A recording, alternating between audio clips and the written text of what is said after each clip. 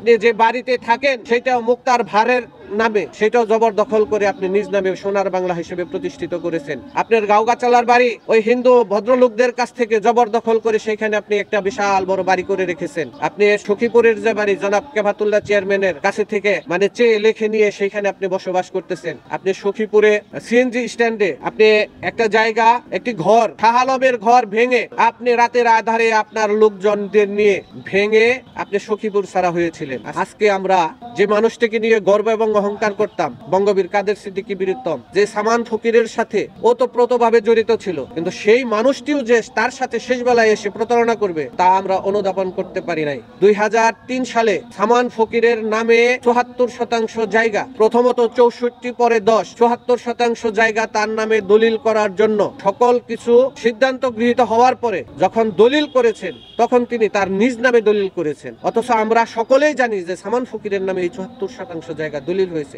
নামমাত্র মূল্যে 2 থেকে 3 লক্ষ টাকার মধ্যে। এই জমির যে মূল মালিক সামান ফকিরের মাজার উপলক্ষে এই জায়গাটি তিনি লিখিতভাবে দিয়ে দেন। পরবর্তীতে 10-15 বছর পরে যখন আমরা জানতে পারি যে এই জায়গার মালিক কাদের সিদ্দিকীর নামে দলিল হয়েছে, তখন আমরা তাকে প্রশ্ন করেছিলাম যে আপনি আপনার নিজ নামে কেন দলিল করলেন, মাজারের নামে দলিল না করে? তখন উনি উত্তর দিয়েছিলেন যে এই জমিনে আমার পরিবারের আমার কোন সদস্যগণ, আমার ছেলে মেয়ে কেউ আসবে না, আমি এই জমি সামান ফকিরের নামে মৃত্যুর পূর্বেই ওয়াকফ করে দিয়ে যাব। কিন্তু 29 বছর গত হওয়ার পরে গত বছর তিনি এই মাজারের অনুষ্ঠানে আসেন নাই এবং গত ফেব্রুয়ারির 3 অথবা 4 তারিখে এই জায়গা মুজিব কলেজের সহকারী অধ্যাপক শামীম, সহকারী অধ্যাপক আনিসুর রহমান, আসাদুজ্জামান এবং এই তক্তারচালা বাজারের ছোট এক ব্যবসায়ী হাসান আলী, এই 3 জনে নাকি এই জায়গা দলিল করে নিয়েছে 22.5%।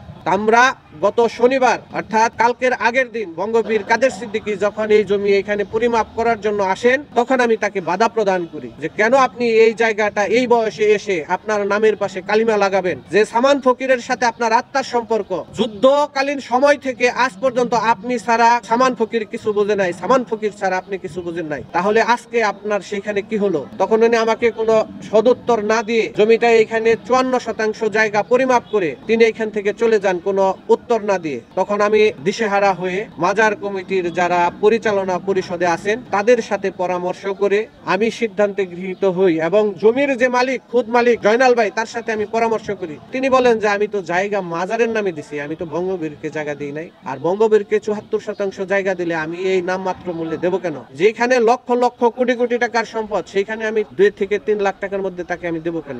এখানে দলিল হওয়ার কথা ছিল সখীপুর সাব রেজিস্ট্রি অফিসে, কিন্তু অতীব দুঃখের বিষয় কাদের সিদ্দিকী হাকিম কমিশন করে টাঙ্গাইলে তার সোনার বাংলার 3 তলাতে তিনি রেজিস্ট্রি মানে দলিল লেখে শুধু জয়নাল ভাইকে দিয়ে স্বাক্ষর নিয়েছেন এবং তাকে সে অতটা শিক্ষিতও না, কিন্তু টুকটাক পড়াশোনা জানলেও সে সরল বিশ্বাসে দলিলে সই করে দিয়ে আসেন এবং দেওয়ার পরে আমরা জানি মাজারের নামেই দলিল হয়েছে, কিন্তু ইদানিং কালে আমরা জানি যে এই জমিনটা বঙ্গবীরের নামে দলিল হয়েছে। যার কারণে আমি উপায়ন্ত না পেয়ে আমি আপনাদের ইলেকট্রনিক্স মিডিয়া, প্রিন্ট মিডিয়া, সাংবাদিক বৃন্দ সকলের কাছে আমি দ্বারস্থ হই এবং আমার কথায় কর্ণপাত করার না কারণে আমি আপনাদের মাধ্যমে বঙ্গবীরকে অবহিত করতে চাই যে তক্তারচালা এই সামান ফকিরের মাজারের জমি আপনি বিক্রি করতে পারবেন না। অনতি বিলম্বে আপনার সম্মান থাকা অবস্থায় আপনাকে বিনয়ের সাথে অনুরোধ করব, আমি পিতার অবর্তমানে আপনাকে পিতা হিসেবে অবহিত করতাম, আমি সেই হিসেবেই আমি আপনাকে জানতাম, আমি সন্তান হিসেবে শেষ বেলায় আপনার কাছে অনুরোধ করব, আপনি যদি সামান ফকিরের নামে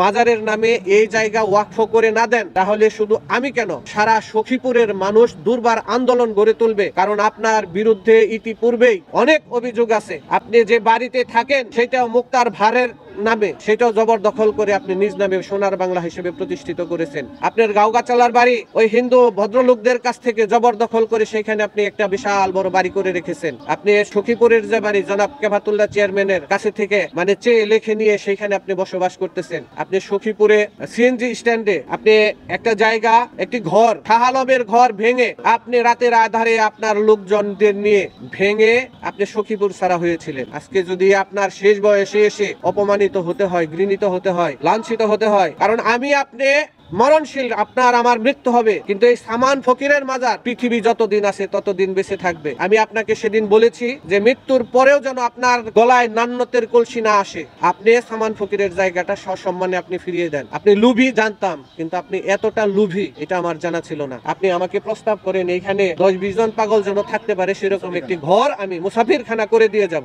আপনার কাছে আমরা মুসাফিরখানা চাই না, আমরা সামান ফকিরের নামের জায়গা সামান ফকিরের নামে ফেরত চাই। এই আন্দোলন যতদিন চলবে, যতদিন পর্যন্ত আপনি এই জমির সমাধান না করবেন।